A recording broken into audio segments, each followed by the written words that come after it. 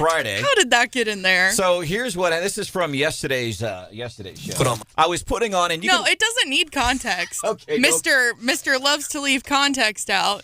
So Steph and I have aluminum foil hats. Whenever we get to surmising about how we think things work, I put on this foil hat. It's a pie tin, and it's been shaped, and it's got weird. And so this is what happened on the show yesterday. Put on my foil hat, and if you're watching on our YouTube channel, Wake Up Mid-Missouri, it's kind of got like a spoiler thing going on in the back there. Flaps coming out my rear, out the rear of my head, I should say. An airliner, the rear of my head, flaps on the hat. Huh. And then, what was it? 30 minutes after that, Supreme Court comes down with a decision regarding affirmative action as it relates to college admissions. Welcome into the show. It's Wake Up Mid-Missouri. There's producer Hannah. Hello. Decked out in red. Why are we sporting red today? We wear red on Fridays to remember everyone deployed. And if for nothing else, seriously, I encourage you to get onto the Wake Up Mid-Missouri YouTube channel this morning. Steph also decked out in red. Good morning, Steph. Good morning. Marsh has the day off. Houseworth running around. My name is Branden Rathert. Here is the President of the United States following SCOTUS's decision yesterday. The Constitution says we hold these truths to be self that all men and women are created equal, endowed by their Creator. Let me play it again. Wait a second. One more time. The Constitution says we hold these truths to be self that all men and women are created equal, endowed by their Creator. Oh, you almost had it, Joe. Not a good look. Hasn't he done that before? Hasn't he misquoted the Constitution of the United States of America? Hasn't he misquoted? Hasn't he convoluted the two? And hasn't he done that before? Hasn't somebody in his circle, because he surrounds himself with all these really good people like Kamala Harris, who has the worst poll ratings in the history of poll taking for Veeps. He surrounds himself with all these good people, and they can't tell him, Joe, third grade civics, dude. That's not the Constitution. And I don't. He doesn't even know there is a Constitution. Come on, you're giving him too much credit. The what? By the way, there's video yesterday. I want to tell you. So yesterday, obviously, we know about the decision. That is a good decision. I think what is incredibly dangerous now is, seriously, the President of the United States, he's a domestic terrorist. I get going after lawmakers. They're elected by people. And maybe, whatever, I hold the Supreme Court, regardless of who's on it. To me, that's a hollowed institution because they're not elected there. They're picked by the President of the United States, who is elected by the people, and then they are confirmed or denied by other lawmakers that were elected by the people. My personal thought is you don't criticize the Supreme Court of the United States. Now, if Steph and I are sitting and having a couple of root beers at Madison's in downtown Jefferson City, I might criticize the Supreme Court of the United States, but I don't do it publicly, and I'm not the President of the United States. I think this is incredibly dangerous. That's domestic terrorism, and I might be exaggerating a little bit. Just a tad. Yeah, I'll own it. What he said yesterday, he says, this is not a normal court. And I don't know how you react with your laws, but to me, that's just dangerous.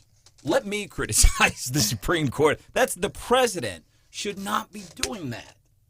Yeah, I mean, that's a weird, like, what is a normal court? I think he was asked to clarify that question later, and actually I think he was asked about whether he wanted to expand the court, and he said no. So to his credit, I mean, because a lot of liberals are just like, yeah, let's expand the court, let's change the makeup, and he expressed dissatisfaction without changing, the fundamentals of the institution itself, which I give him a little bit of credit for, but certainly a lot of liberals were disappointed with the decision yesterday. It's interesting because the case that was really, the affirmative action case years before said, hey, we're going to allow this for now because we, need diversity in universities, but we expect this to not be a forever thing, maybe 25 years, and then we'll take another look at it, which is exactly what the court did. And coming up 7:10, we are going to look at some local impacts. We have over 300,000 college students here in the state of Missouri, obviously. We have a lot of institutions of higher learning right here in mid-Missouri. Steph and I are going to look at the local impacts of that coming up at 7:10. Carrie Severino is with the Judicial Crisis Network, and she she breaks it down. So bottom line on this, the Supreme Court is absolutely correct, with the exception of Elena, Ketanji, and Sonia, the three liberal justices who voted voted in the minority. The other case, it was only two. I think Ketanji recused herself. Yeah, she sat on the board of Harvard, so she recused herself, so it was 6-2. So bottom line is the Supreme Court of the United States, most of the Supreme Court of the United States, with the exceptions of Elena, Ketanji, and Sonia, said, yeah, you know what? Showing somebody favoritism based on the color of your skin, that's not legal. And frankly, morally reprehensible.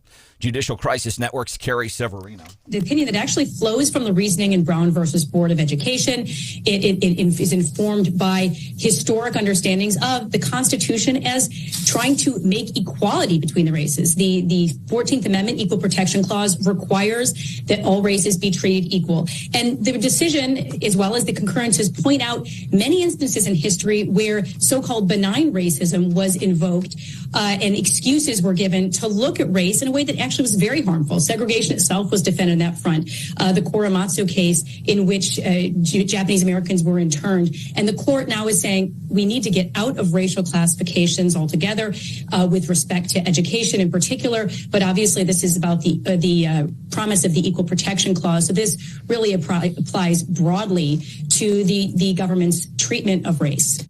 Obviously a landmark decision, and I would encourage people to go try to read some of the language. A lot of people were quoting Justice Thomas. I think the RNLA was quoting Ed Whalen, who said it was Roberts' greatest opinion. So lots of really great nuggets in there. I think one that I really liked was, some people are saying, well, it just, it helps some people. And Roberts is saying, no, college admissions are zero sum. If you bump someone else up, then necessarily someone else is getting bumped down. And so college admissions are zero sum. He says a benefit provided to some applicants, but not to others, necessarily advantages the former group at the expense of the latter. So they were saying it's being used in a negative way. It's harming some students. And that was the argument. It was actually harming Asian students at Harvard. The other thing was, they said, in the gutter case, or in the, what is it? Hold on. In the Grutter case, they said, a diverse student body is an important interest, and that's what they found in that previous case. But then you're necessarily assuming and you're stereotyping minorities, that just by allowing a certain minority in, that you're adding diversity. That's necessarily assuming that all of these folks who check the box, I'm a minority, have the same opinions, and they're different from the people who didn't check that box. And I thought that was a really interesting little nugget buried in the opinion there. As a matter of fact, on ABC yesterday, there was a young Asian American student, and he talked about when you do that, and he's saying exactly what Stephanie Bell is saying. He says, when you do this race-based stuff, you're saying that people of certain skin colors, they're monolithic. You are judging them based on nothing but the color of their skin. Now, wait a second. Isn't that usually frowned upon?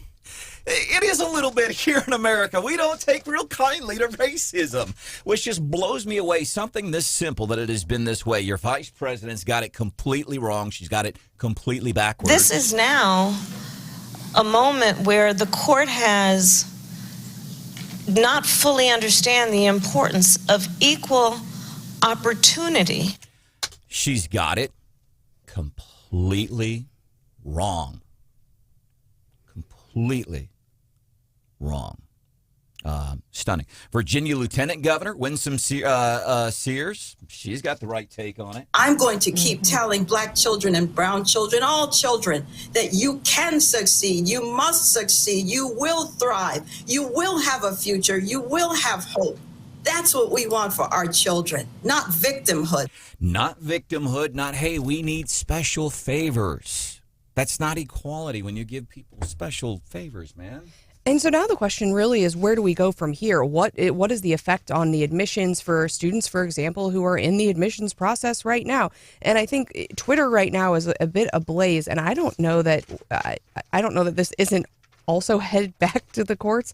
There's one paragraph that folks are really taking issue with. And for the liberals, a lot of them are saying, well, that's fine. You can't check the box. But guess what? You can write an essay about how discrimination affected you. And so it's in the opinion. It says, all parties agree nothing in this opinion should be construed as prohibiting universities from considering an applicant's discussion of how race affected his or her life, be it through discrimination, inspiration, or otherwise. So a lot of folks are saying, cool, that's fine. We won't check the box, but we'll just write essays telling you about how we were discriminated against, and we'll use race to try to, manipulate the admissions process or whatever.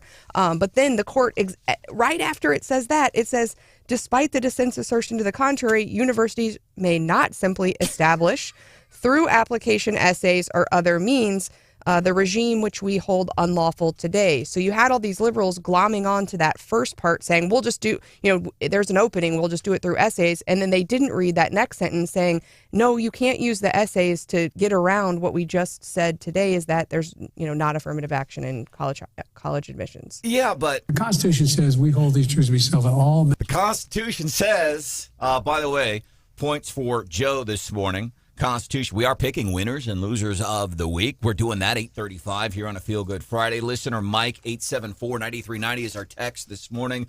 Mike has a request of the show this morning, and I cannot fulfill his request. Here is Mike's request.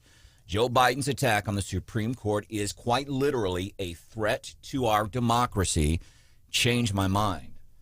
Mike, I cannot fulfill your request on that this morning. Coming up, daily DC rundown with Stephanie Bell. It is going to be hot today. We have a heat advisory in effect until 7. Our high we'll be like bumping up against 100, maybe even hit it. Heat indices well above that. Well, we're going to stick to the courts. There are other decisions still out there besides just that student loan decision. What are we still waiting on? Yeah, and by the way, coming up 6:35, hear from the mom, the subject of that massive mess.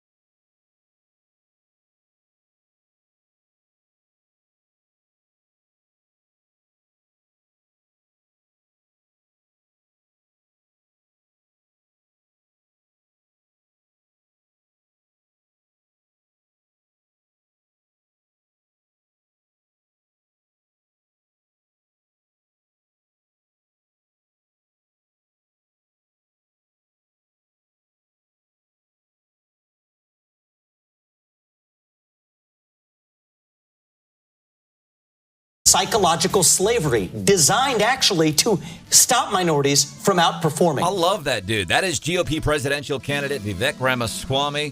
What he says there, 100% accurate. And again, I know I've said it a million times. Shelby Steele decorated for his work on race relations. He does a lot for the black community. Told us here on this very show, he says the worst thing that has ever happened to black people are Democrats and social programs. That's getting us into today's Daily DC Rundown with Stephanie Bell. Meanwhile, Joe was with MSNBC last night and said the Supreme Court has done more to unravel basic rights and basic decisions than any court in recent history.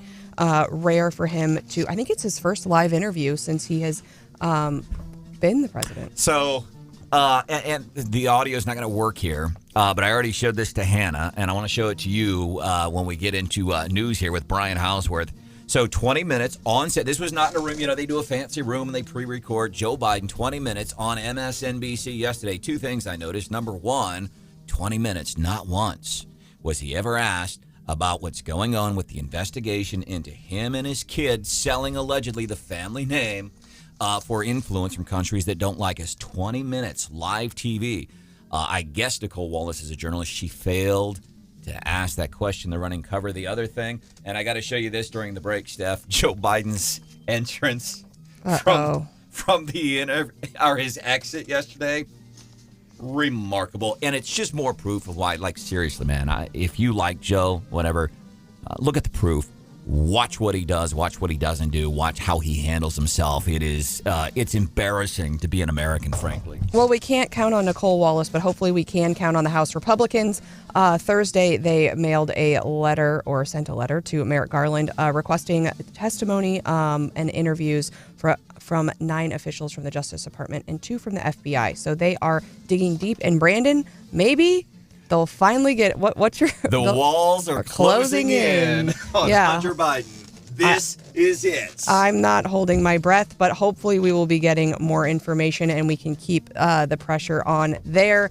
Other cases that so yesterday, obviously, huge day in the Supreme Court world. The affirmative action decision came down, and we still have a lot of other important decisions out there. Tick tock, Killing me. Hannah.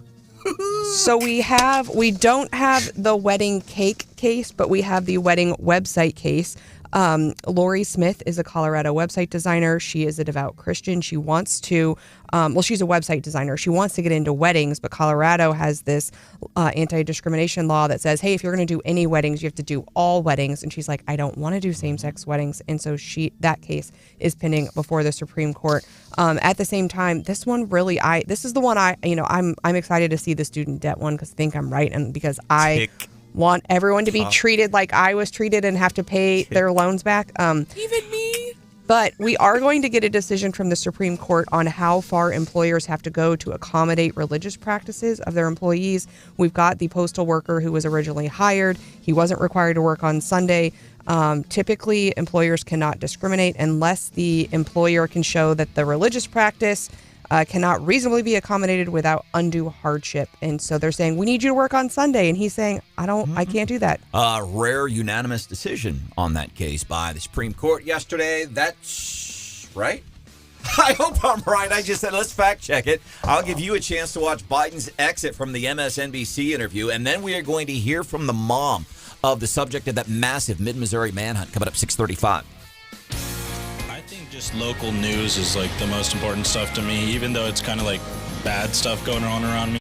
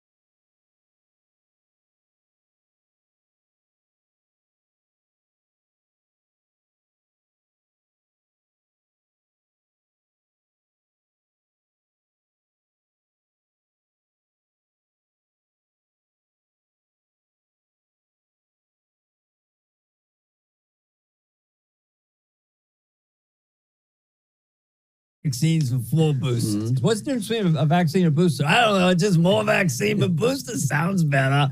Anyway, a guy with 25 vaccines would get and give COVID to another guy with 25 vaccines. That's why I'm introducing the daily COVID shot. Every day you get a shot. By the time you get to your car, you got no immunity, but it's a beautiful 39 seconds. Dana Carvey, David Spade. Fauci impersonations never get old, do they?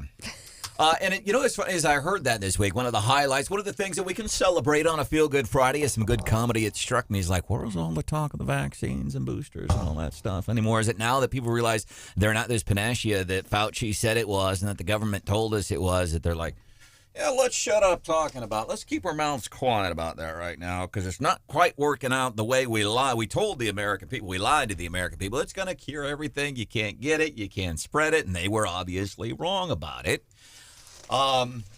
It's kind of humorous now. We look back. It's parachute pants. I look back at parachute pants in the 80s that we wore for 10 minutes. Thought, man, these are the greatest things. They're going to be here forever. These are going to change the world. And then by September, parachute pants weren't cool anymore. Same thing with the vaccines. Welcome to the show. Feel Good Friday edition of Wake Up Mid-Missouri. If there's something we can do for you, 874-9390. We'll tell you text is hot this morning. Reaction to not so much the affirmative action ruling. That's a very simple ruling. What I'm stunned by is that it took us so long to get there. But what I'm stunned by when you have people like Al Sharpton, saying things like this? Well, I think that this is tantamount to sticking a dagger in our back. He's wrong. It's not at all. So we have more local reaction to what people are saying. We're going to be doing that for you. 710, how this is going to impact Mid-Missouri. We have obviously a lot of institutions of higher education right here where we live. 300,000+ college students in Missouri. So we're going to look at some of those impacts coming up a little bit before 7 o'clock. More changes at Fox News. They have this dude has been at Fox News for over 20 years. Amidst the exit of Tucker Carlson, all of his staff, sagging ratings, there is another ouster of another high-profile personality. I wonder what's happening at the mothership. We'll do that coming up at 6:50. Welcome into the show. Steph Bell is here. Good morning. Are you embarrassed? Oh, no. Well, no. We'll fix it. We're going to fix it. I did I missed something.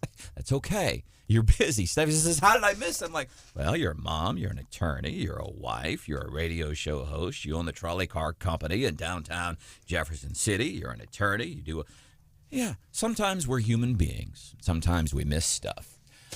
Speaking of which, there's producer Hannah. I'm Branden Rathert. Marsh has the day off. 874-9390. 874-9390. Uh-oh. I don't know that this has ever happened, actually, Hannah. Now that I stop and think about it, we want to run something through the Ministry of Truth that was said here on the show about 15 minutes ago. All right. Was it something that I said? No. Oh, no. No. I think I included my UPS worker case that I was very excited about on the one that we were still waiting. And the Supreme Court decided that one yesterday. In his favor, too. I like the decision, actually. And I'm also, was he UPS or United States Postal Service? Oh, sorry. USPS. USPS. Dang, That's twice. I do feel for him, but I also, this case matters to me personally, I think, because it's, as an employer, someone who employs people, you want to accommodate your people. But as a small business owner, if I need you to work on Mondays or Sundays or whatever, and you can't, what am I supposed to do? I'm stuck with you? I'm in the minority on this. I know Supreme Court, this was a unanimous 9-0 decision. That doesn't happen a whole lot, but I'm in the minority on this. If I'm hiring, and listen, I have my beliefs and you have yours, and I respect whatever you believe. You respect what I believe, and whatever God, there's different gods you can believe in. There's hundreds of gods out there, and whoever you worship in a religious sense, that's your business. But if I am hiring you to work for me, I want you to be happy. And if you're a good employee, I'm going to do whatever I can to bend over backwards to make sure that you are happy.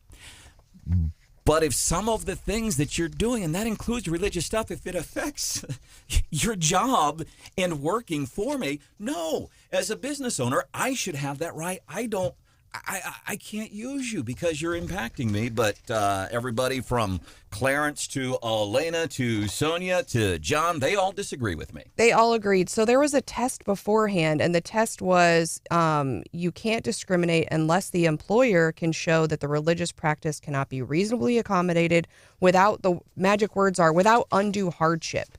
And they said, no, it's not just undue hardship. What you have to show, you have to reasonably accommodate someone unless they can show, let's see, substantial increased costs. And so what they did was they kicked it back to the lower courts because they said, we're kind of changing the test. And this case came up on the old test. We're saying, no, it's more than something just de minimis, something minor or trivial. The employer has to show, okay, it's going to be substantial increased cost for me to allow this person to not work on Sundays or whatever the accommodation might be. And so this will get kicked back to the lower courts under that test. At least some court watchers are saying this ruling gives religious employees more leeway, and they might have more to say over their schedules, their dress codes, those kinds of things. So a win for religious liberty. De minimis.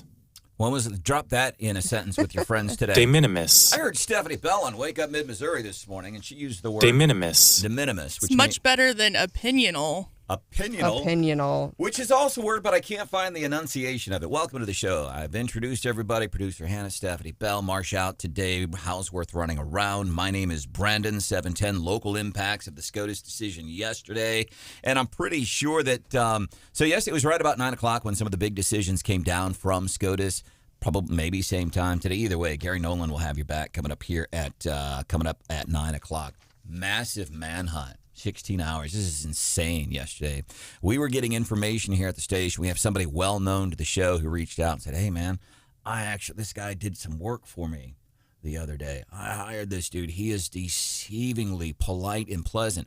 We had another listener send us some Ring doorbell video of this guy that had been, he's been in prison. Brian Houseworth did the math for it. He's in his 30s, I think, better part of his life. I think there were some child molestation charges, assault, just you name it. Dude's got, and I'm going to stereotype a little bit. Dude's got some tattoos around his eyeballs and on his neck. So I deduced a couple of things. Turns out I was accurate, and that's why a lot of times stereotyping does work. But we got some video of this dude on Ring doorbell. And what we heard from these people, like, hey, here you go. And this dude reaches into a truck in somebody's driveway and starts stealing stuff. But we had a lot of folks, this is how gripped people were by this, saying, yeah, but please don't. We want you to know for the benefit of the public safety, but please don't publish this, because these people, they were fearing what this dude could potentially do to them. Joe Biden could learn something from this dude's mom. This mom broke my heart. To see her on TV, because Joe Biden is full of crap, and so are the national news outlets when they talk about the Hunter Biden stuff. Well, he shouldn't be charged. He's a drug addict and a father's love. Listen, you talk to my dad. Wait, if my dad ever comes back on this show, wait till you hear what my dad says. Yeah, but Branden, he's an sober alcoholic today. He's an alcoholic, and you got to have grace. And my dad will tell you to go fly a kite, but he will use different words. My dad will say, yeah, my kids... Didn't he make you sit in jail overnight? Yeah, more than once. Yeah. Dang it. And the jailer was like, I'll call your dad. He'll come get you. And you said, no, he won't. And he called him, and nope. That jailer's face that night, back when I was a 17-year-old kid getting put into a county jail in St. Louis, that jailer, that arrogant, your dad will come get you. I'll talk to him. Don't you know who I am? And that look on that jailer's face is, I know my dad was on the other line saying, well, I can be there tomorrow, 8, maybe 9 o'clock, depends on how my day goes, but you can keep them. You talk to my dad about that kind of stuff. These news outlets and Joe, again, it's that gaslighting. Oh, it's about a father and his drug-addled son. But Joe Biden could learn something from this mom. She is the mom of this guy that's been on the run. I got an alert on my phone yesterday. That freaked me out because this was happening kind of in my neighborhood. And I'm like, whoa, that's insane. This is the mom talking to ABC 17. He had just said, why won't you let me in? And had tried banging on the door a lot and, had already been frightening. And he said, you betrayed me. I'm going to bring war back to your door. Everyone who had to shelter in place, I'm horrified and I'm embarrassed. I'm horrified and I'm embarrassed. It's like she's apologizing to the community. So I'm sorry my kid did that stuff. And I think it's like Joe could learn from this woman. Say, yeah, my kid had some issues, and as a father, I love him and I will support him. But if you're selling my name to other countries just because you're my kid, you ain't nobody, Hunter. You're just the son of a vice president, former senator, and now the president. You're not really anybody in the political realm. You're responsible for that stuff. Joe could learn a lesson from this young lady here in mid-Missouri. Coming up a few minutes from now, what's happening at Fox? Are you shocked at how, since the firing of Tucker Carlson, I'm not kidding, I'm just looking at facts, and facts are the ratings. They have tumbled hard and fast. They've got rid of this. Don Bongino's gone, a couple other personnel, and now this guy. He'd been there, it seemed like, forever. He's gone, too. What's that change? That's coming up 5 minutes from now here on Wake Up Mid-Missouri. Going to be hot today, maybe 100. Right now it's 75. Good morning.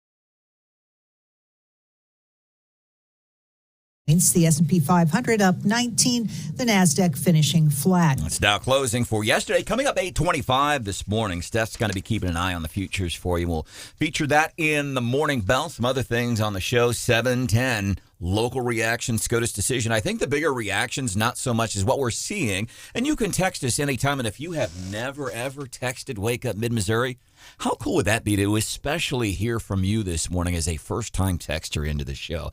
I mean, you listen every morning, right? And then you go to work and you tell your friends, did you hear what Stephanie said, what Hannah did?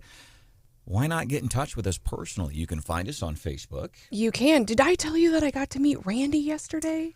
Cool story. So we're getting some work done here at Zimmer Worldwide headquarters, and some dude starts texting us from out in the parking lot who's working on somebody we've never met. It was an interesting story. Yeah, but they're doing some work out here, and you guys tried to go meet him the day before, and he was already gone. And so he came up to me, he said, Stephanie Bell. I said, are you Randy? And his friends are like, whoa.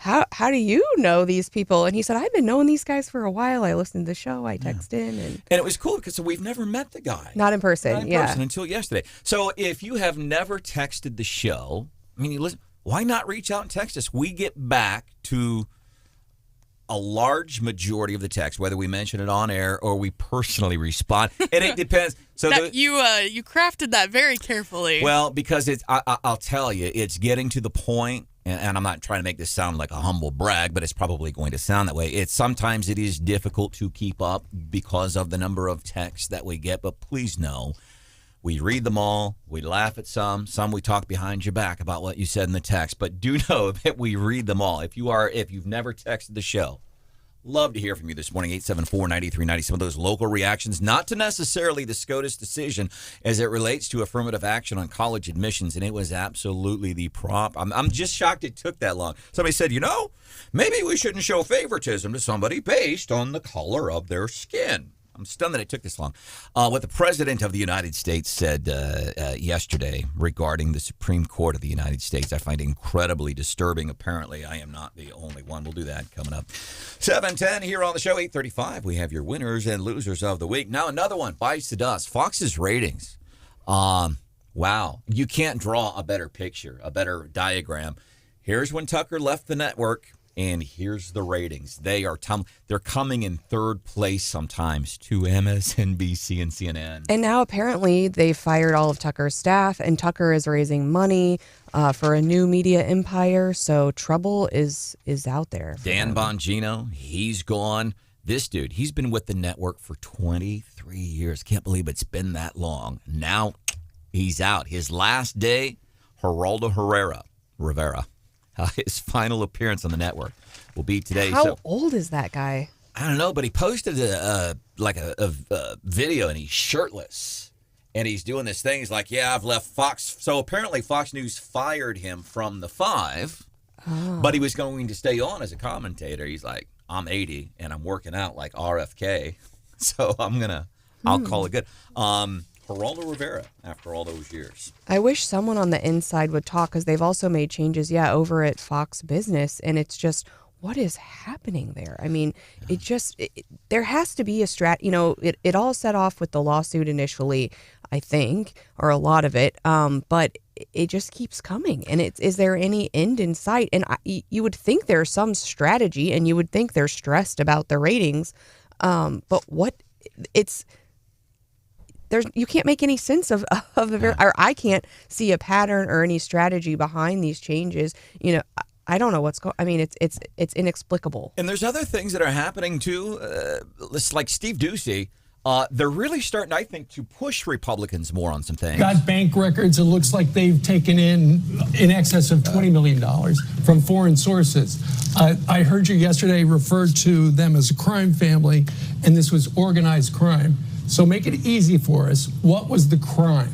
So he said more than once, like he's talking to James Comer. He's chairman of the House Committee on Oversight. Basically, that's the mom and dad of Congress. That's who they are. But he said it before, like Okay, you're saying all this stuff, but you got to bring it home. They're not doing that. And then Sean Hannity chatting with Gavin Newsom for an hour on the show the other night, which I get it. They've been knowing each other for a while. I love the idea when you get somebody with a differing point of view on there, but I'm wondering if Fox is going soft. I will say this, as the ratings, they're falling faster than the sales of Bud Light beers, which continues to be a problem for Bud Light. Dylan Mulvaney finally responded yesterday.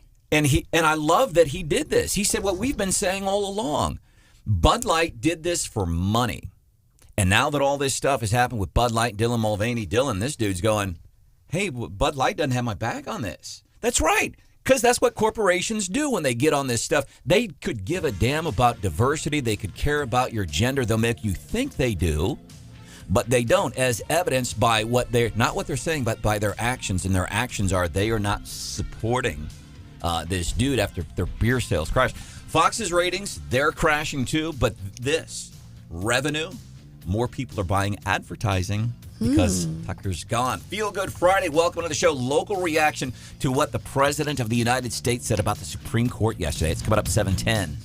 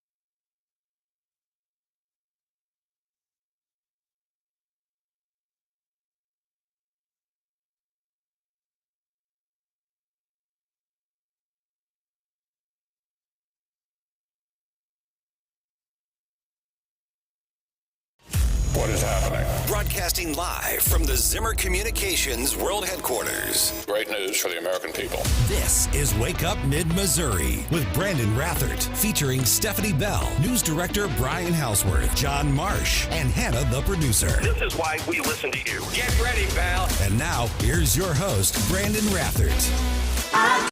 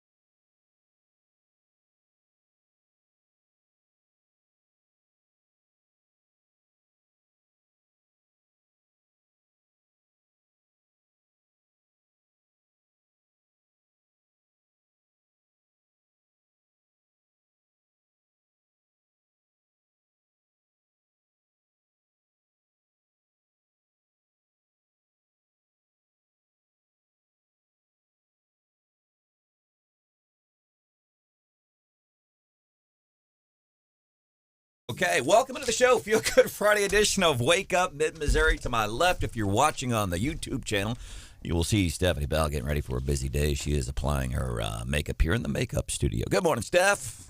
Good morning. There's producer Hannah. Hello. My name is Branden Rathert. Local reaction to what happened yesterday. And I really do, I have preconceived notions about the president. I have bias.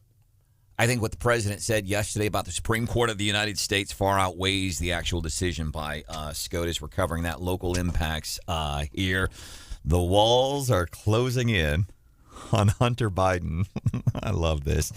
And the mom of that massive Mid-Missouri manhunt subject, she is talking winners and losers coming up 8:35. And I make it a habit not to comment on what women are wearing, even if it's a compliment. Whatever. Right. You look like a nurse. Yeah. That happened just last week. You're wasn't wearing it? a hat. Let's have a day where we all wear hats. Stephanie, this morning, if you go to the YouTube channel, or you can watch on Facebook too. Yeah. So I'm glad that this came up. Stephanie came in, and of course I'm judging because that's what I do. I judge people all day long, and I think I'm really good at it. And sometimes I'm accurate. But she comes in, I'm like, So later in the show, I told Steph, I said, hey, seriously, I try not to comment on what women are wearing, but yeah, that's actually pretty cool. And then she started it, and I'm like, okay, that's what I was trying to get at. She looked, do you mind, would it be rude to ask you to stand for a second? It looks like she's getting ready to go work on cars at a shop, like in Montauk County or something. It's cute. It's like a jumper suit. It is. It's called a romper, It's Branden. all red. It's festive. I'm wearing red for Red Friday, but also it's like very 4th of July. It looks good. It really does. And then when you're done, if you change the oil in my car whenever we get out of here, 874-9390, 874-9390. And there is a reason. The other thing you will notice if you watch is we all wear red, and there's a reason that we wear red. We wear red on Fridays to remember everyone deployed, and we actively encourage you to join in on Fridays. Yeah, and it's kind of cool. You go around town and you see people wearing red, do it on Feel Good Fridays. Remember everyone deployed, Red Fridays. I do. Some movement on Hunter Biden. Now, we've laughed at national news outlets here in mid-Missouri because of the way they're not handling the Hunter Biden stuff and I'm going to pick a network this morning that's not Fox at 8:35. I'm going to pick a network for a winner of the week for what they have done. But now everybody's starting to pay attention after CBS, that's the network I'm picking, as a winner. They said, hey, maybe there's something to this Hunter Biden trying to sell the family name, the president's. You think? Yeah. So now finally they're on it. That USA Today says, okay, we're going to do a story on Hunter Biden too. This is a story that they've done. Hunter Biden settles his child support case. Really? That's the story you're going to go with Is today. that a troll job? Maybe give the people what they want. Look, we have talked about Hunter. We talked about his child support. He's got to give his daughter some paintings to help fulfill his obligations. Got to pay for her health insurance. I guess they're not on the Obamacare plan if he's got to pay for her health care insurance. But it's just this. So, yeah, they're going to report on it, but they're going to report on, well, here's his child support. Uh-oh. We just got a a text at 874-9390. Corey wants to know, hey, what's wrong with Montauk County? I'm Brandon. sorry. I meant to say Howard County. 874. It was not a dig at Montauk County. Corey, we appreciate you checking in. And some new listeners this morning from the 417 area code, Springfield. So we've said, hey, if you have never, ever texted the show before, we would especially love to hear from you this morning. You listen all the time. Why not? We chat back with you on text, usually 874-9390. And we are in the 573 area code. It's 573-874-9390. So we do appreciate that. Casey on text. Hope you all Wake Up Mid-Missouri crew have a safe and fun 4th of July weekend. There are some celebrations happening. We'll cover that. We are here Monday. By the way, I know a lot of folks, I guess, are state employees off Monday? Half day. Half day. Yeah, they work like 8 to noon or something like that. How about that? So we are here for you coming up on Monday. Big celebration, of course, in Jeff City. Oh, yeah. Huge celebration all day Tuesday, parades, all of that fun stuff. I'll be at the Ashland Parade, and I think it's 9 a.m. on Tuesday morning, so very excited about that. Very cool. I'll be in the fire truck in the California Parade. Oh, yay. I will be in bed resting. Come on. The Jeff City Parade is at 11? 11 o'clock. Oh, and there was a fire yesterday, I-70. It was smoke. Traffic was jammed up. Cause of the fire? Fireworks. Yikes. Yeah. So it's real. Be careful. Of course, it's going to be hot. There is some relief, though, tomorrow. It's going to be about 10 degrees cooler tomorrow. That's like saying, hey, inflation's not so bad. Look at what Joe's done. Gas is only $3.50 a gallon. It still Yay. sucks, but it's less suckier than what it was before then. So a little bit of relief tomorrow, 10 degrees cooler. And then by Sunday, maybe some thunderstorms and even cooler then. Sunday's only 87. What morning was that? Was it Tuesday? And the sky, it was trying so hard to rain. There would be like a couple of drops. And you're just like, come on, please. And it just, you could tell it wanted to rain. And it just never really did. I had a cousin who stuttered. His name was Eric, sweet kid. And every time he would try to talk, we'd hit him in the back of the head like, come on, Eric. Oh, Brandon. Spit it out. That's what I felt like doing. That's what I felt like doing to the sky the other day. Come on, spit it out. You're like, it's right there. Just let's go. We know you want to do it. Yesterday, SCOTUS decision says, you know what? Not only is it morally reprehensible to show favoritism to somebody because of the color of their skin, not only is it morally reprehensible, that's not our job. Our job is not to decide morals on the Supreme Court. Our job, however, is to decide based on the law. And according to the majority of the Supreme Court of the United States, they said it is illegal to show somebody favoritism because of the color of their skin. And I'm incensed by what Joe said afterwards. He said this court ain't right, or something to that effect. So it's not the normal court. Said the president, said Joe Biden, your presidency's not normal. Fair point. He says this is not normal. Dude, what are you talking about? Here's what people are saying. As a matter of fact, we got one text this morning, and this is a request that we cannot fulfill. Mike says, Joe Biden's attack on the Supreme Court is quite literally a threat to our democracy. Change my mind. I can't. And I'm with you. I just think it's incredibly disgusting. I think it's dangerous when you start doing that. I hold, and maybe it's just me, I'll own up to it, but I think the Supreme Court of the United States, in my opinion, is just a hallowed institution. They're not elected. They are picked by the President of the United States, who has been elected by the American people, and then they still have to be approved by more elected folks. The idea of criticizing, especially when you're the president of the United States, I think is a bad look, and I don't care who it is. And they should actually blame themselves, right? Because elections have consequences. And if they would have gotten Hillary, they would have gotten a different court. But those idiots picked Hillary Clinton as their nominee, and guess what? And for all of Trump's criticism and all of his, things that we want to talk bad about him about, and I supported Trump in the past. Do I think he might be the right candidate this time? I'm not convinced. But I think years from now, we will look at the legacy of the people he put on the court. And if you recall, when he got elected, a lot of the support was coming from those folks who were interested in the Roe decision, right? And now, but it's rippling beyond that, and we see, it's folks he's putting on the courts that is changing the landscape of some of these things, like affirmative action yesterday. And so I think when we look at Trump's legacy, I think the court is something that oftentimes the mainstream media is overlooks, and Trump should deserve a lot of credit for. And I got to give some kudos to the Missouri Attorney General Andrew Bailey. Like as soon as this came out, he's flipping off a letter to Mizzou saying you got to stop this immediately. Quote: Missouri institutions must identify all policies that give preference to individuals on the basis of race and immediately halt the implementation of such policies. Dr. Moon Choi, somewhat of a regular guest here on Wake Up Mid-Missouri, said yes, sir. Did a presser and said, yep, we're out, man. If that's the law, we're out. And I will say, for most institutions where it's not highly competitive or highly selective, it's not going to have, this huge impact. A lot of public institutions and other institutions, basically, if you pay the money, they'll take you. And so, there will be less repercussions. But for instance, my alma mater, Truman State University, has always had a really hard time with diversity. And it's highly selective. I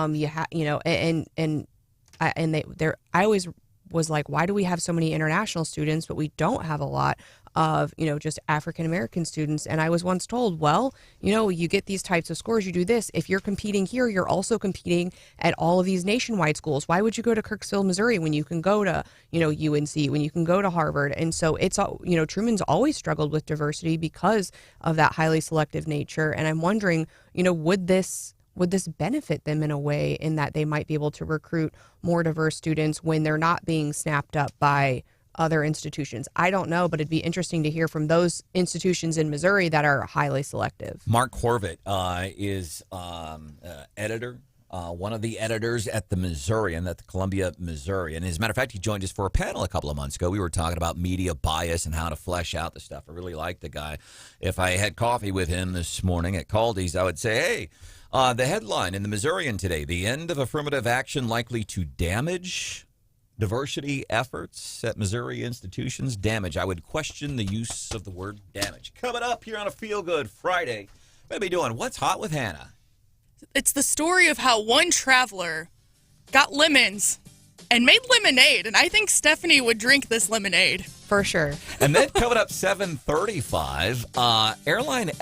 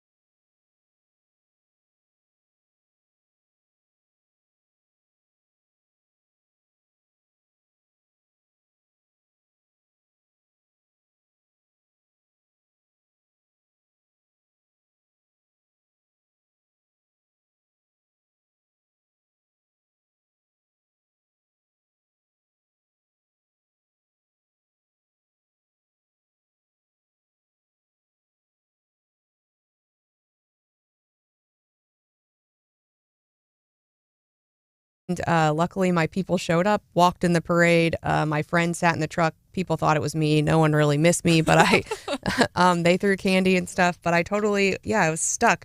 And I think, it does have an impact on business because you think about it, I have to basically build in a day ahead of time. I've started flying like one day in advance of whatever I need to do that's important, because for those folks who waited 18 hours, for some people, if you were trying to get somewhere to a wedding or a funeral or a business meeting, a lot of people were like, I've already missed my meeting after 18 hours. And so for me, it's making me take longer business trips just to make sure I can get to the important things on time. And it's got me wondering, you talk about, since the government pandemic and how it's changed flying and stuff, I'm wondering about airline etiquette. Like when you fly, we might bend Steph's ear because she flies all the time. We might bend her ear on this, see what you think. We'll do that. Coming up 7:35. 8:35, winners and losers of the week. Who you got? Text them to us, 874-9390. Has America been fair to Donald Trump? The people always know what's going on. I don't think the president knows how everybody is living right now, so I think the people are fair enough.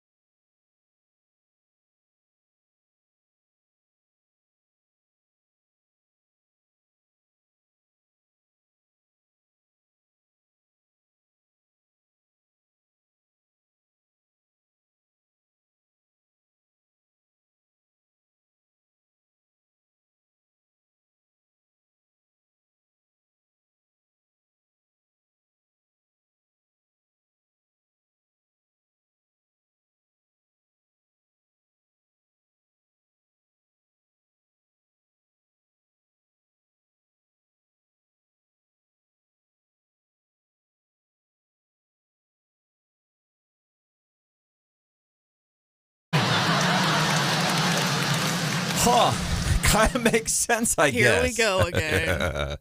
It's the comedy of John B. Christ here on a Feel Good Friday. Welcome to the show. Coming up an hour from now, winners and losers of the week. If you have somebody on a local level, especially for winners, would love to hear your suggestions. 874-9390. Celebrating the birthday. Holt Summit having a big old birthday this weekend. Why is the Show Me State being fined $250,000? Some of the things we are working for you here on the show this morning. We're talking about how much Stephanie travels. One of the things we want to do for you this morning, airline etiquette.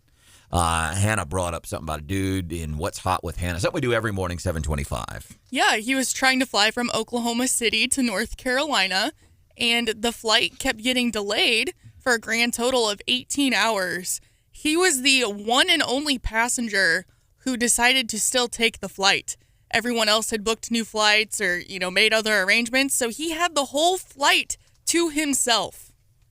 Do you sit in different seats? Like, do you buckle in the front for a minute and then, check out the exit row and then, run up and down the aisles or, do cartwheels or something? I mean, I know how it feels to have a movie theater to yourself. Really? I can only imagine, an airplane to yourself. And It's a commercial airplane. It's not a small one. It's one of the big boys. I'd be knocking on the cockpit. Hey, why don't you let me have a crack at this thing? I'm a good driver. I could probably fly an airplane. He did say that he became friends with the flight attendants, and they have a group text that they're still texting each other in. I can just see him carrying out bags of those little cookies. Can I have all of these? Rolling in peanuts. All of them? Airline dress codes. By the way, Wake Up Mid-Missouri, Steph, Hannah, I am Brandon. Marsh is off. Houseworth running around here today. We are glad that you are here. Do want to mention we have some new texters, several new texters. We just we got Billy, who lives in Callaway County. We've got somebody in the Springfield area listening this morning. Centralia, who's checking in? First-time texter this morning. Yeah, Kim. How about that? So we've been encouraged. If you've listened to the show, why not text us? Maybe you've watched on the YouTube channel. Text us. More often than not, we respond, whether it's on air or personally. It would just be really cool to hear from you the first time. Reach out and talk to us, man. We were texted a very important question for Stephanie on the topic of traveling because, as we all know, Stephanie is the travel expert because she does it, more than anybody else we know. My mom texted and said, I need a new suitcase. Does Stephanie recommend the hard plastic ones or a soft-sided one? Definitely the hard plastic ones. And when you see those suitcases get thrown around, I worry about the soft-sided ones. My only caveat would be for suitcase size because most of the suitcases come in an array. So you've got your small one that you can carry on, you've got a medium one, then you got a big one. And a lot of people are I'm going to get that large suitcase. For most people, if you stuff that large suitcase full, it will be over the 50-pound weight limit. And so right now, I only have one medium-sized one, and I never take the large one because it's always over. I need a second medium one. So if you're going on a road trip, large suitcase, great. But a lot of times, if you're putting hair products and clothes and everything else, I will go over the 50-pound weight limit on that large suitcase. There you go, Mom. Win wants to know, was that guy bumped up to first class? Did he get to sit in first class? Or did they say, nope, you didn't buy a ticket for first class. Get in the back of the airplane, dude. He kept joking that he bought out the entire flight because he didn't want to deal with people. And that's, if Stephanie Bell would ever do something like that, I wouldn't be surprised. So I know we have, 14,000 roughly state employees here in mid-Missouri. They travel a lot for work, politicians and business. We all were traveling, whether it's for vacation or business. What's your etiquette? When you get on an airplane, what's the dress etiquette? I will dress down, man. I mean, I'm in... Wow, shocker. Flip-flops? Flip-flops? And I'll wear gym shorts and T-shirts. And it's funny because when I was younger, I used to dress up. My grandfather, who was an investigator for the state, worked for Governor Kit Bond. My grandfather, he would dress up when he flew. And so I did the same thing because I wanted to be like my grandpa. Man, I'd put on my little suit and stuff, and that's how I flew. And it was a big thing. And now, man, I'm in flip-flops and shades, ball cap backwards, T-shirt and stuff because it's comfortable because I do not like flying. I think it depends on the length of the flight. What about how do you do it? It depends on where I'm flying, what I'm doing, and the length of the flight. If you're flying overnight to Europe and you're not landing with the meeting, then yeah, I think dressing down is smart. But most of my flights, if I'm flying to DC, I probably haven't pretty quick meeting or something. So typically I'm dressed up.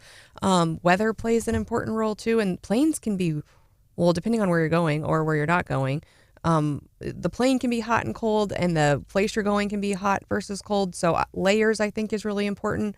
But I think looking nice, they say not only will you act better, you will be on your best behavior if you are dressed better, but also you will be treated better, which I tend to agree with. So I try to not look super dressed down. So when I used to dress up and fly, I cannot tell you the number of times I would get bumped to first class. Which isn't a thing anymore. It's not. It's only based on points. And that's another thing is, if I know that I'm going to be flying first class, then I feel like I feel peer pressure. I feel like I don't pay for first class, but you get upgraded based on your points. As you get ready for your summer vacations and you buy the plane tickets, have you ever actually looked at the rules on the plane tickets? Oh, they can do whatever they want. Here's the rules from Delta Airlines. They will not transport passengers who conduct, attire, hygiene, or odor creates an unreasonable risk of offense or annoyance to other passengers. Again, that's a lot of subjective stuff. Southwest Airlines doesn't allow anybody on the plane who wears clothes that are lewd, obscene, and patently offensive. Bare feet, also not allowed unless you're under 5 years old or have a disability. United Airlines, passengers can be removed if they're barefoot, not properly clothed. But see, like women... No shoes, no service. These women, they wear these sandals all the time, and I'm like, well, they just got a platform under their thing. How is that not barefoot? It's not barefoot, but you should dress appropriately and act appropriately. But it's always interesting to me to like where you're going, like what the vibe on the plane is. Like the plane going to Vegas is always like so fun. People are like amped. People are like ready to go. They're dressed up. They're excited to be there. And I was thinking about smelly. The plane on the way back from Vegas is not always as super fun. And when you come back from Vegas, you got the hat and the shades, and you got that look like, I'll never smoke weed with Willie again. That's the kind of look you got coming back from. But I remember when we flew to like Jamaica for our honeymoon, and everyone there was like in a Hawaiian shirt, and everyone was like already on vacation when they got on the plane, and it was just like a super, super fun vibe. So I it can be a good experience flying if everyone's in a good mood. A couple of our coworkers here at Zimmer got married in Cancun. Was that last year? This year? Mm-hmm. One of the two. And on the flight back home, the groom lost his wedding band. Oh. He was playing with it, and I believe he was warned that he probably shouldn't be doing that. But he was playing with it, and it slid off his finger and rolled under all the seats and like rolled all the way back. And he thought he'd lost it forever on the flight home from the wedding. That's happened to me with AirPods. Luckily, they have a noise that they play, but yeah. They somehow found it. I think one of the passengers found it and helped him out. That's kind. But man. Happened to be in church one time in Santa Rosa County, Florida. I was at church with somebody. Why I was at church, I don't know. Well, you just said you were with somebody. I'm going to guess that had something to do with it. Probably. And she's got her phone in church and she's texting. So I'm criticizing. I'm like, why? Then I take off my jacket and my fifth of Jack Daniels tumbles onto the floor and tumbles down through the pew. So I know that feeling. It's just not been a wedding ring on an airplane. 874-9390. I want to break in with a message from the President of the United States real quick following the SCOTUS decision regarding affirmative action-based entrance into college. The Constitution says we hold these truths to be self, that all men and women are created equal, endowed by their Creator. Oh, man. Did I hear that right? The Constitution says we hold these truths to be self, that all men and women are created equal, endowed by their Creator. Man, Joe. So close. You almost had it, buddy. 874-9390. 874-9390. Who's going to Taylor Swift next weekend? I wish I was. It's insane. And I remember Ashley Emmel, Compass Chiropractic. She comes in. She hangs out with us on the show sometimes. She talked about her ordeal in trying to get stuff. It's been crazy for a lot of folks. And our friends here in Missouri getting stoked. In honor of Taylor Swift's upcoming Eras Tour stop in Kansas City, we are excited to temporarily designate Swift Street and Swift Street Taylor's version. Aw, that's cool. Did you see they asked the Chiefs their favorite Taylor Swift songs? And half of them got either the name of the song totally wrong or just like named not a Taylor Swift song. Not very good. So as a 52-year-old dude, several years ago, because I like to listen to Top 40 radio, listen to our friends Cosmo and Kat, who are going to be winners of the week at 8:35. Don't know if you heard what they did recently, but so I'll listen, and I would start hearing songs. I'm like, I kind of like that song. And I'd come back, Cosmo, who's that? And he said, it's Taylor Swift. Dang it! It's I like Taylor Swift songs. It's very good. Now, there are some prohibitions, I think, and they're warning people. In other cities, I think it was at Philadelphia, there were like 20,000 people outside of the stadium singing along, and it was like a concert in and of itself. And I think the folks around Arrowhead are saying, no, you cannot do that in Kansas City. I think people probably still will, but they are saying, and it's not just anything against Taylor Swift, they say that is the rule for all the parking lots for every event and game. You're not allowed to just keep tailor-gating is what they're calling it. You can't tailor-gate during the actual event. I think, with as loud as that thing is and as hyped as people are, I think it's going to be tough, but they are telling people you're not supposed to stick around outside the stadium. Well, and I don't know if this has been confirmed or not, but there's rumors floating around that the Westboro Baptist Church, oh really, the ones that are crazy, yeah, that they potentially might be at the concert. So that'll be interesting. This will be interesting too. One of the things we might cover as we get ready for 4th of July. Can dogs eat watermelon? That's what we're relegating. That's what we have this morning. I've never thought about that. Can they? Yeah. I don't know. I've always said you shouldn't feed them anything except for dog food. Watermelon's like 98% water. So, we'll do that. Probably not 5 minutes from now. Sorry. But later. No, that's fine. So I'll ask you. So we could do Toby Keith. I'll never smoke weed with Willie again, or we could do some Taylor Swift for bumper. And one of my favorite Taylor Swift songs for bumper music. I'll never smoke weed with Willie again, or Taylor Swift. Taylor Swift all day long. T-Swizzle. T-Swizzle. All right. Oh, God. Quit it, Rathert. T-Swizzle. Yes. I love this song. I really do.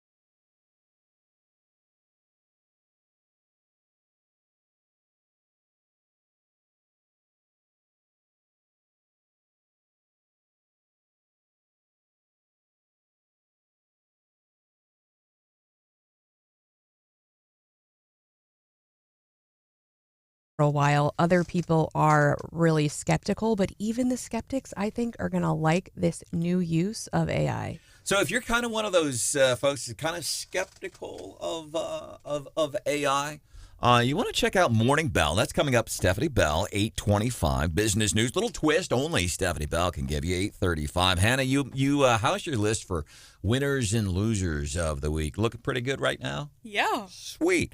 And if you have somebody that you would like to for us to include, and here's the thing, we have one rule when it comes to winners and losers of the week. Joe Biden is not allowed to be a nominee because it's obvious. It's intended. Because, you know. The Constitution says we hold these truths to be self that all men and women are created equal, endowed by their Creator. And that's not the clip from, 3 or 4 years ago? That's from yesterday. The Constitution says we hold these truths to be self that all men and women are created equal. Joe, it's not the Constitution. So that's why we have the rule. Joe does not get included in winners and losers of the week because it's understood. As we get ready for 4th of July weekend, welcome into the show.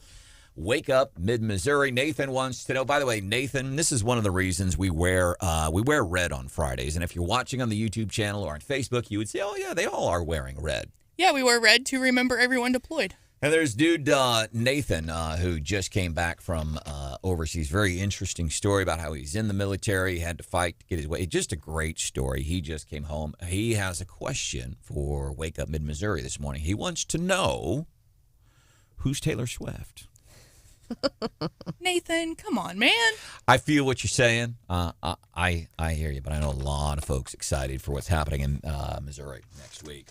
Oh, yeah. Yeah, and then come up this weekend. So weather, it's going to be hot today, like close to 100 heat indices, about where they should be for getting into July this time of year. Maybe some thunderstorms overnight, but I really want. So tomorrow about 10 degrees cooler.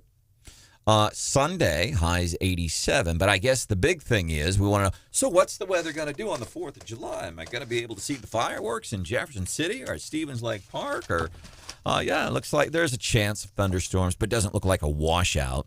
On the 4th of July, highs are going to be in the mid-90s. So as expected, there was a fire on I-70 yesterday in the Columbia area, and there's smoke, and of course firefighters, emergency response vehicles. It just kind of wreaked havoc. The cause of that fire yesterday? A firework. Yeah, fireworks. So seriously, man, do be careful. We know you can handle your own business, but it's just one of those things we want to remind you. And we also have some text, and we've been getting some new texters this morning. We love that. We want to give a shout out to Jim, who is listening to Wake Up Mid. We're asking for new texters. Like if you've never texted before, you listen all the time. We just met Jim, and I'm mad at him. How come?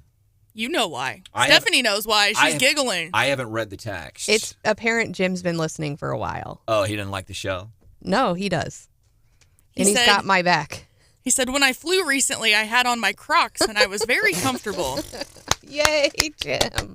Here's the other question that we're getting. People want to, when do the fireworks start in Columbia? When do they start in this town? They're canceled in places like California. Rosebud has a huge fireworks celebration. Those are canceled. And because I would love to hear somebody say, hey, big celebration in Jefferson City, and the fireworks start at 7 o'clock. No. When it gets dark, that's when the fireworks are. That's why I don't know what to tell people. I say, well, at dusk, 9:15, sun officially sets at 8:46. I don't know. But I would just love one time. You see those big old posters hanging up at the Piggly Wiggly supermarket when you walk in, the big community poster. And it says fireworks start at 7 o'clock that evening. I think we should all agree to do them on the 3rd. Because you have to work on the 5th. That's right. Just like the Super Bowl, take the day off afterwards.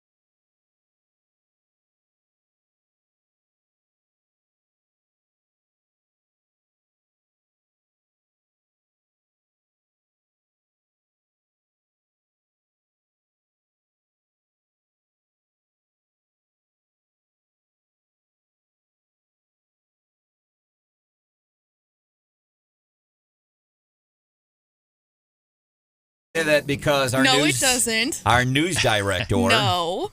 Brian House. Brian, let me. I respect your journalistic opinion. Brandon, you never want to give context when other people say things. Brian,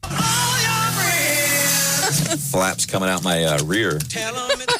does that need context? I would say so. Yeah. Okay. First thing I thought about was trash bags.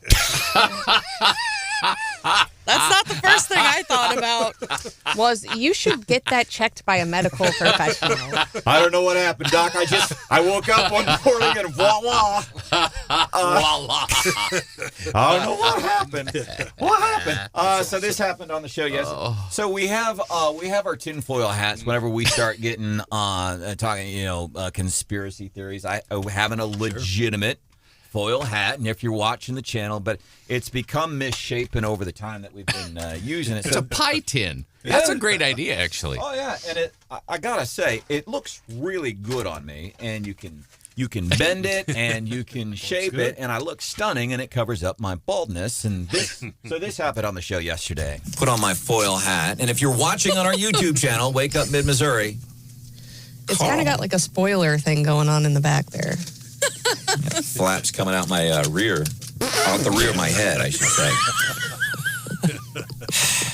An airliner, the rear of my head, flaps on the hat.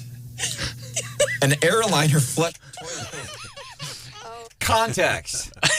And Hannah's right. In this situation, when it benefits me, I'm all about the context. But if we're talking about the President of the United States again, messing up the Constitution and the Declaration of Independence. The Constitution says we hold these truths to be self. All men and women are created equal.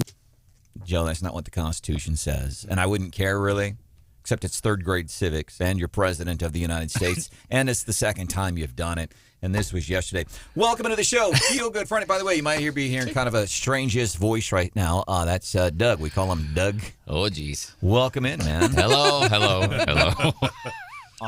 We're glad you are here. And there's a reason he's here. We're going to get to that. And it does relate to reaction from presidential GOP candidates regarding the SCOTUS decision. And more importantly, and I think, Steph, to me, the bigger story is what the President of the United States said about SCOTUS yesterday. He said the court is not normal. I think it's ironic when it comes from one of the most unnormal presidencies at least in my political acumen. I've never seen anything like it. My dad, one of the most brilliant computer programmers I've ever known in my life, is now working as a cashier, putting on a smock every day at a Circle K in Jefferson County, Missouri, since Joe has become president. My dad in his nice retirement.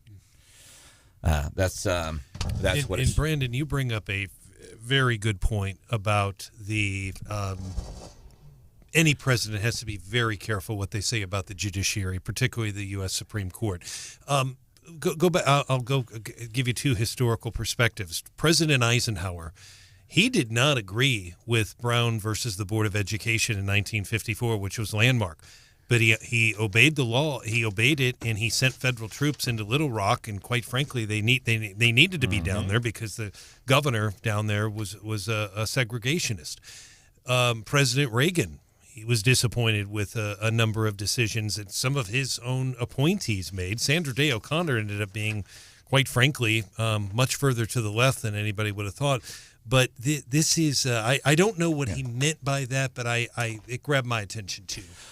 So we have reaction from some GOP presidential candidates, but what Joe said about the Supreme Court yesterday, that's really disheartening. And listen, I want the country to do well. I want us to do well regardless of who the president is. But if you look at the facts are, and I'm basing it mostly on the economy, the mood, what polls are saying about, and we're just not there. We're getting into that with Doug Coda. There's Stephanie Bell. Good morning. Decked out in red today. Want to give a shout out to Ray. Ray says via text at 874-9390. Happy Red Shirt Friday, y'all. Thanks for what you do. And James, we were talking about fireworks start times. I always think it would be hilarious. Somebody say, what time do the fireworks start at Stevens Park in Columbia? They start at 7 o'clock Tuesday night. Right? It wouldn't work, would it, Houseworth? technically the time that they've given is well. Here's the confusing thing: 6:30 is when they're having people out there with food and everything, but 9:15. But it will never. It'll be closer to 9:30. No matter where you are. James says Rolla's fireworks. They start theirs at 11 o'clock. Wow. I think that's really cool. I would dig that if we had the 5th off. And I've been trying to convince people for years that we should shoot the fireworks on the 3rd, because with small kiddos, I'm trying to keep them awake. Usually it's 10:30 by the time we get home from the Jefferson City fireworks. Well, then I got to be up early. Everyone's cranky trying to get back to work and school. In Jefferson City, some of our listeners on KWS will remember this, and it was very controversial. Stephanie, maybe you remember it. 2001, January of 2001, brand new governor Bob Holden. Wasn't him, but it was his inaugural team. They shot fireworks off at midnight in Jefferson City. It was a work night. And Who told him that was a good idea? There was a lot of and Governor Holden, to his credit, gave me an interview. And our listeners, I was working at the radio station, they were so fired up about it. But the governor gave me an interview. It wasn't him, but boy, that was a big deal. Now, James, if you're still listening, does Rolla do that on Saturday night, or are they doing it on Tuesday night? Because I think that makes a big difference. Yeah, and the other thing, midnight fireworks will draw some criticism. The other thing that might draw some criticism this year is Jefferson City's actually moved the parade, and people should make note of that, because for years and years it's been on the evening of the 3rd, and now it's 11 o'clock in the middle of the day.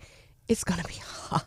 Who wants to walk on a parade at noon? I mean, I'll be there because it's a tradition, but I'm hoping they decide to move it back. Good recovery, Steph.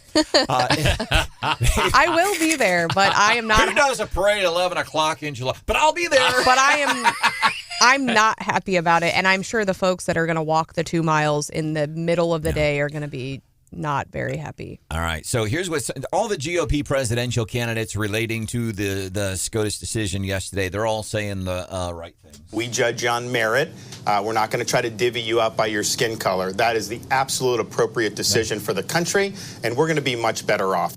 And he's right. It's real simple. We don't give faith. I think it's called racism, Hannah. Is that what we've decided? I think so, yeah. If you give somebody preference because I'm looking at the color of your skin and nothing else, you get preference over this person. Vivek Ramaswamy, I tell you, the more and more I hear this guy, I love this guy. I doubt he has, at least not now, a serious chance of becoming president. He is so, and it's not just that he's intelligent, and it's not just that, and I believe him to be very well spoken, but it's that he takes these things and he can explain it to me like I'm 2 years old. Affirmative action, this is a form of psychological slavery designed actually to stop minorities from outperforming. Because actually this is their excuse, Sean, for exerting their power, dominion, and control. If black Americans actually prospered, they would no longer have an excuse to implement policies that had very little to do with empowering anyone. Yeah, he's absolutely right, and that's how Democrats, they like to hold the control. Hey, if we like what's happening in California with reparations right now, Democrats, hey, we'll give you reparations. Final meeting last night. Recommendations are going to go to the governor saying, hey, we need to pay these folks. I wonder, are we going to give any white college students that weren't given entry into a college because somebody with a better skin color got in? I wonder if those kids are going to get reparations. So we've heard from DeSantis, we've heard from Ramaswamy, but what about my favorite dude in the GOP race right now? RFK? Doug Burgum. He's been pretty quiet. Doug Burgum, he's the mayor of North Dakota. The mayor. He's the mayor of that city over there to the left of Missouri, North Dakota. It turns out, Doug, we've taken to calling him Doug Coda. Doug is he's with us here. He plays around in the Zimmer Communications building, and I wanted to ask you, what is Doug Burgum's take on the affirmative action decision by SCOTUS? Well, first of all, I have to preface this. I get most of my news and knowledge from my 85-year-old mom, so so she's my source of everything. He's been pretty quiet on this. He tends to shy away from the controversy a little. I think he likes I'm going to let the states deal with that kind of thing. That's completely changed my mind. I was going to vote for Doug Burgum. You were, really. I was going to. But if he refuses to take a stance on issues, he's out. No, seriously, it's DeSantis or Tim Scott for me. Yeah. And Burgum said, a couple days ago, I noticed too about federal abortion, and he said he would not sign something like that would, ban it across. And again, leave it to the states. That's kind of his thing. All right. So there's some insight on the mayor of North Dakota, who is also running for president, Doug Burgum. Before we let you go, man, is chess on ice going to become the official sport for North Dakota? We are, like I said in the break, we are not that sophisticated to be playing chess. We'll do about anything on ice, but I'm not sure about chess. Well, we have to do everything on ice. It's ice half of the year. Anything on ice? And I do mean anything. Doug Coda, thank you for joining us this morning here on Wake Up Mid-Missouri. You're welcome. We appreciate you. I want to mention this, too. Hal Dooley, man, this is so cool. So every Saturday morning on KWOS, show starts at 8 o'clock. Hal Dooley and a whole host of folks from around mid-Missouri and Cole County doing it live tomorrow from Cottonstone Gallery. Jim Dykehouse, man, if you've ever stopped in Cottonstone Gallery, pretty cool place. Show is live tomorrow with Hal Dooley. Coming up, we are going to be doing the Morning Bell business news. Little twist only Stephanie Bell can give you. There's a lot of skeptics out there about AI, but even amongst the most skeptical, I think you're going to like this new use for it. Can't wait to hear this story. It's coming up 5 minutes from now here. It's a Feel Good Friday. What are you grateful for? Let us know. 874-9390.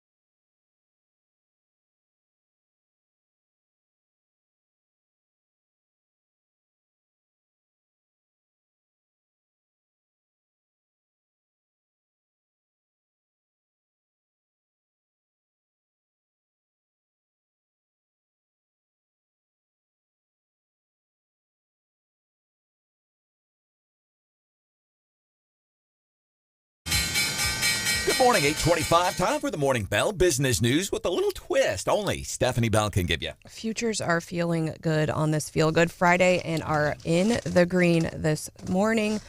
You are a big fan of AI in the form of ChatGPT. It's like my social media. I'm surprised you haven't given it a name yet because it's like your friend. You'd like to talk to it. And the original AIs, Alexa, for example, had names. And so I'm waiting for there to be just like a Chat GPT buddy that has a name. So I need to come up with a name for my Chat GPT. So every time I'm talking to Chat GPT, Please don't. give it a name. You're going to try to give it some really sexy name. Oh, no. Well, this use of AI, I think, is going to be popular even amongst the most skeptical. So is there anybody worse than a telemarketer? Somebody calling. The person who sits in the middle seat of the airplane and takes both armrests. Or brings a pit bull. Or brings a pit bull on an airplane. So they're using AI to fight back against telemarketers. This article is gone viral on the Journal website. But so this person's called Whitey, and they run through they have a little account of what happened. And so Whitey picks up the phone and says, "Hello, talk to me." And Kevin says, "Thanks for calling Card Services. How are you doing today?" And Whitey says, "Huh?" And Kevin says, "Well, what do you think? How much are owed on your credit cards collectively?" And Whitey says, "I've been having trouble with my television remote. Can you help me figure out how to change the channel to watch my favorite show?" And this continues to go on and on and on. Well, we find out later that Whitey is an AI bot. And so people are using ChatGPT and AI to develop these bots that not only, frustrate the telemarketers, but also save the rest of us, because in the end, this bot, Whitey, talked to this telemarketer for a full 7 minutes and had them very confused. Wait, so you're telling me that I can use this bot to troll Brandon? Probably troll Brandon, but troll anybody who's calling you, trying to sell you something about card services. Why do you need a bot to troll me when you have several 25,000 watt radio stations at your disposal to troll me? There you go. Some of my favorites, though, are I've had friends where they get a random text message and they're just in on the bit and they start responding back. And the person, it takes them a long time to figure out that person is not who they're talking to. But I think, as we continue to explore AI and, there's so many, the mainstream media wants you to be afraid and it's coming for your job. I think people are creative and they're going to find really positive ways to use this in ways that enhance our lives. And I think in this way, I find it very well done to whoever. I don't see that this is yet a product that you could just pay. But I could see subscribing to the telemarketer bot service. They call, you transfer them to the bot, and you're done. And here's for me on AI, the bottom line on this. And people are, it's the greatest thing since sliced bread come out of Missouri, or this is going to be incredibly dangerous and open. And it's like with anything that's new. I think there's good and bad with everything. I mean, tell me something that there's not a downside or a plus side. You can write your pros and cons list. Anything that's new, right? I think there's always Crocs, only positives. I'm trying. You can wear them in the river, and apparently you can wear them on airplanes as well. They're very comfortable. Just because you can doesn't mean you should. You could wear them. You can go wading around in the Gasconade River Sunday morning and in your Crocs, and then be at the 11 o'clock church service in those same dang Crocs that you wore into the river. Coming up, Feel Good Friday. A couple of things. What are you grateful for? What are you feeling good about? Feel free to let us know. 874-9390.